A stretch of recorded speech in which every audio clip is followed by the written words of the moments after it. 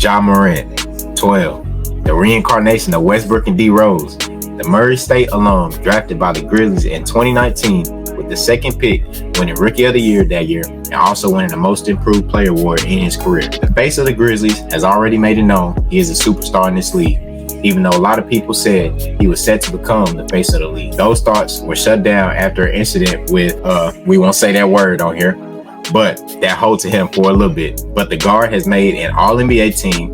He's been a two-time All-Star, has taken the Grizzlies to the playoffs 3 times so far, and has shown he can be a threat in the playoffs. Following another incident this past season, he was suspended for the first 25 games, which showed how much Memphis needed him while he was out. But after returning, he was making noise, giving the Grizzlies playoff hopes. Sadly, that was cut short after a complete torn labrum in practice, ruling Ja out the entire season after just 5 games. After his injury, we saw the spotlight move towards another Western Conference guard in Anthony Edwards, and those face of the league talks were all in his favor. So it hurts my heart as a Ja fan that the league and even fans have forgotten about 12 so quick, and we're here to talk about it. Now, before we go any further, don't forget to subscribe and drop a like if you like this video and want more.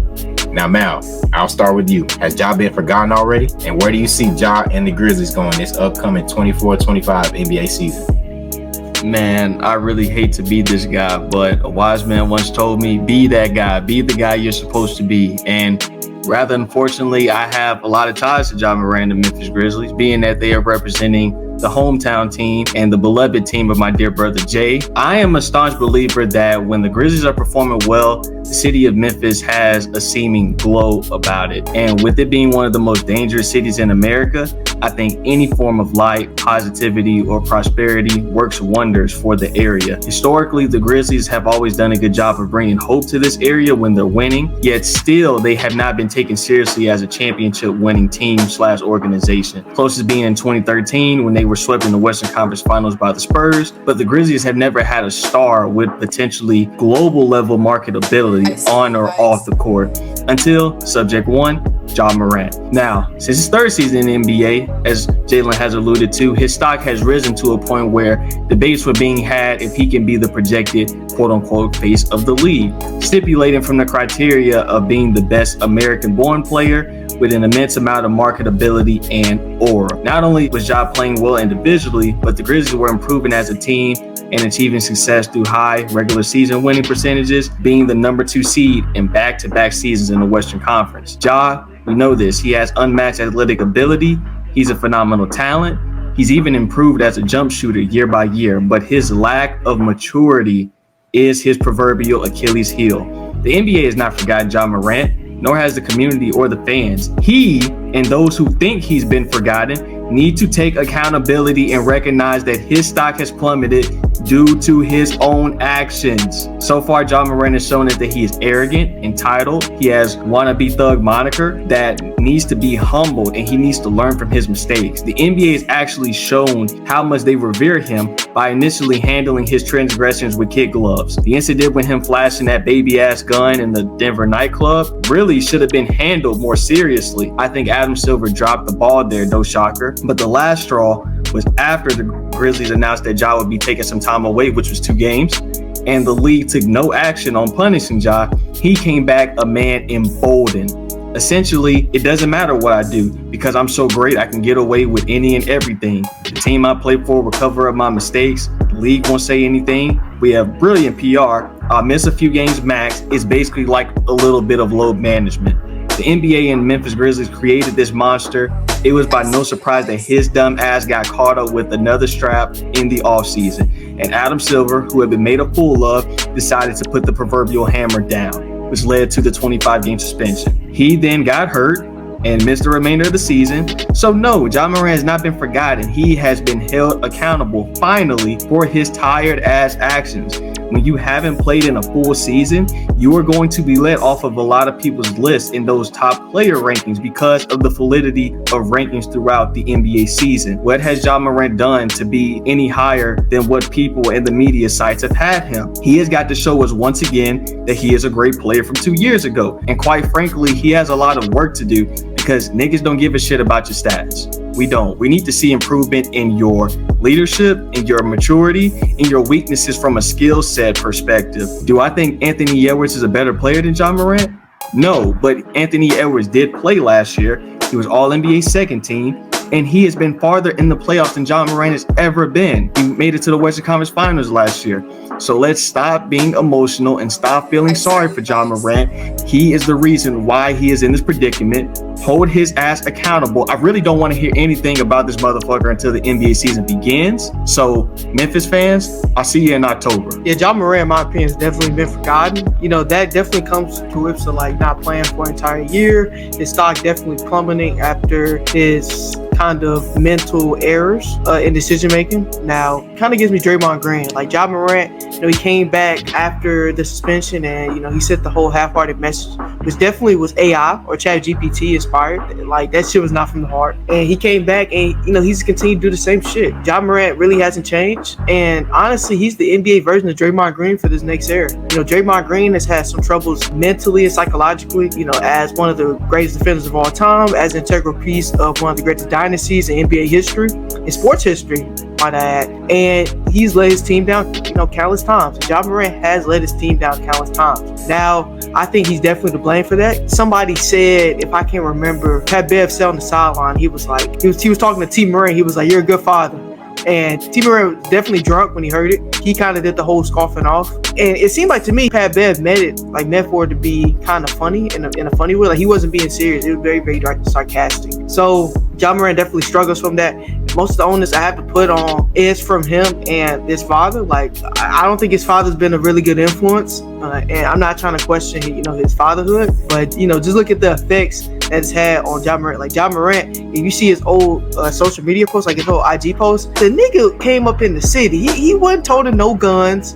He wasn't told nothing. He wasn't in the slums from Atlanta. He wasn't in the slums from Chicago. And, you know, you see him now, he's at these clubs and parties told these guns. He's not acting like who he was. This nigga went to Murray State. Like, I think everybody forgets that. Like, this dude went to Murray State. I recently did a college visit over there. Most country place I've ever seen. So, Ja Morant has definitely been forgotten. Many people have put an onus on Anthony Edwards. Likewise, you know, his stock has definitely increased from last year, especially, you know, reaching the conference finals. But, you know, when they played each other in the playoff series in, I believe, 2022, and Ja Morant's team won and they advanced and they went on to face the Warriors in the second round. Many people forget, although Ja Morant did outplay Anthony Edwards in that series, Anthony Edwards was fairly young. The Wolves lost that series. So really, honestly, they had about three, it may have been two low ball, but 3 20-point leads that they blown in that series. Now, I think a lot of that has to do with point guard execution, especially not giving Karl-Anthony Towns the ball. And I have to fault D'Lo on that, and I have to fault the coaching staff on that, because D'Lo was the point guard at the time. Ja Morant kind of got away with one right there, in my opinion. Like, the Grizzlies shouldn't have won that series. They honestly could have got 4-1 in that series pretty fast. On another note, Ja Morant, he's definitely a premier player in this league. I think he's in that tier of Devin Booker, Anthony Edwards. So coming back, I think Ja Morant will definitely have a comeback season. Probably will average 28, 27 points per game. Ja Morant's definitely a flashy player. Definitely ticket sales. The Memphis Grizzlies are the worst performing team financial wise from any team. Like, they're doing really bad. And we're from the Memphis area, so we want them to do better. But Ja Morant definitely brings in more ticket sales. Because, you know, I sure as hell didn't go to a Memphis Grizzlies game last year. Like, I didn't, and they were selling tickets for like $20. It's like, that's like WNBA ticket sales. So so the NBA needs Ja Morant back, in my opinion, and more importantly, the Memphis Grizzlies need Ja Morant back. Ja Morant needs to kind of better himself psychologically so he can help his team in more ways, because they have a really good squad this year. Now, G.G. Jackson has been ruled out with, I think it's like a broken foot, so he's going to be DNP for a couple games this year. But otherwise, they have a good squad. They have Bane, they have Marcus Smart, just got a rookie, and Zach Edey, who Jay believes is probably the best prospect in this draft. Now, do I agree? No, I think he's very overrated, very slow-footed. Gives me Yao Ming, but without like the post moves, really. Honestly, Zach Edey, he plays like if, you know, you made like a post big in NBA 2K25 and you just abuse the drop step. Like, that's what he plays like to me, because he has no post moves. Like, really, I don't see a reliable hook. Like I said in that video, y'all go check it out. I think his ceiling is really Ivan Zubac. and that's being like really nice to me. I think Zubac is a really net positive player and definitely is a better defender than Zach Edey. Zach Edey would not be able to go out to pick and roll. He's looking more to me like a potential big coming off the bench, like a backup center in my opinion, rather than a starting center to focus your franchise on. But otherwise, those are my opinions on Ja Morant. I hope he comes back soon and well. Man, before I get into anything else, I want to let y'all niggas know, y'all so-called new face of the league, Anthony Edwards, still ain't averaged more than Ja, and Ja ain't even played a full season. Hell, he ain't even played more than 70 games. But as far as Ja, you know, as a big fan, someone I looked up to, seeing him get in trouble with the blicky, I was disappointed. When it comes to play, I don't think, you know, there's anything to worry about with him. He's constantly improving, damn near averaging a double-double. You know, before he got hurt, like Caleb said, he can get to like that 27, 28. He can average 10 and maybe 6 stat line. And, you know, you look back at the first incident, Steven Adams said he told him not to do anything, you know, before they went off to Utah, which of course he didn't listen to. Really, the only thing for Ja is, you know, his leadership role. That's the only thing, you know, holding him back that a lot of people are looking for, because Ja is someone that a lot of kids look up to. You know, even myself, this is someone who was able to be found, you know, by the graces of God when Murray State assistant coach found him and he was just looking for a bag of chips. So you rarely see anything like that. I mean, Ja has charisma, you know, he has the stats to be the face of the league, but being a true role model and a leader is what's gonna, you know, separate him from actually becoming the face of the league. Now, is that going to be possible? Man, I don't really know, because there's a lot of work to do, you know, after those two incidents. But, you know, I think the fact that D Rose is in Memphis will help, because Rose did say that, you know, he sees Ja in his old self and feels that he could be a good mentor for him and steer him in the right direction, you know, a big bro, little bro relationship. But as far as the Grizzlies this upcoming season, I think my team can make it to that top 5 in the West. Can't wait to see how Edey and Ja play together. I'm intrigued to see, you know, how good they'll be in the playoffs. I stand by it and think they can be a sleeper in the playoffs and make some noise, possibly. Both of these guys on the pod, you know, they really be disagreeing with me when it comes to the Grizzlies and Zach Edey and Ja. But here, a Grizzlies fan, a Ja fan, I stand by it. I'm with y'all. Ride or die. Ja, I can't wait to see him play. You know, hopefully he's healthy for the entire season, and you know, hopefully we don't have any more incidents. I think the only reason why myself and CJ are a little bit against you when it comes to Ja Morant is because we know that you're a fan. You just admitted that you look up to Ja. And quite frankly, brother, you just can't be objective about the situation. I mean, we can really just be honest. A lot of things that are very, very wrong with what you just said. Let's start with the first thing. Brother, Ja Morant has never been close to averaging a double-double. So we can put a pin in that right there. Oh, whoa. He's been averaging 26 and 8, sir. He's been close. Thank you, sir. Okay. Anyway, but I think one thing that I really want to fixate on is that we talk about him improving in his leadership capabilities and him as a role model. I did not want to have this conversation, but I think it's apt because Jalen is right, especially in the city of Memphis. You do have a lot of kids that are looking up to Ja Morant. I mean, when the shoes came out, who were the first people that were rushing to buy those shoes? The kids. My brother right here. So he is going to have that type of vibe with his charisma, with his character. A lot of people in the city, they feel like they can mirror that. Do I think that that's a positive thing? No, because one thing about being a leader or a role model is the effort. You have to want to put in the effort to do that. I don't know if Ja Morant really is that type of person that wants to put in that effort to be a good person and to be a role model. Now, he's only 23, 24, so can he make those changes? Sure, but as Jalen said, it's going to take a lot of work. And as we talk about D Rose saying that he sees a lot of himself in Ja Morant, two things that are very, very different about their backgrounds.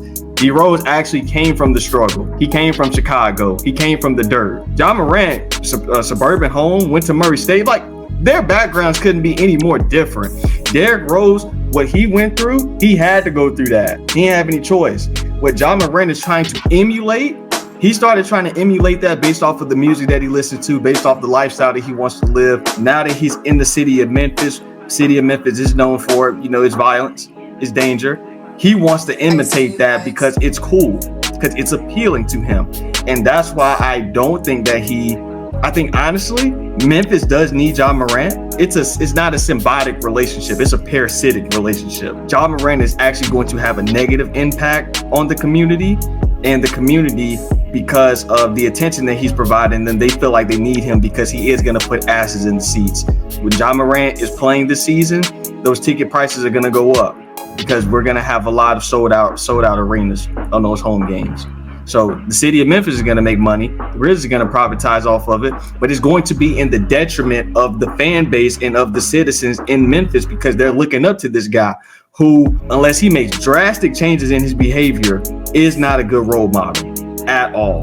So there are a lot of things wrong with Ja Morant's situation, the circumstances that he himself has placed himself into, and he needs to do a better job, because if he wants to, that is if he's smart and intelligent and he actually cares about making money, because if he wants to continue to make all that money off of the court, he is going to have to make strides to repair his image, because his image right now is bad.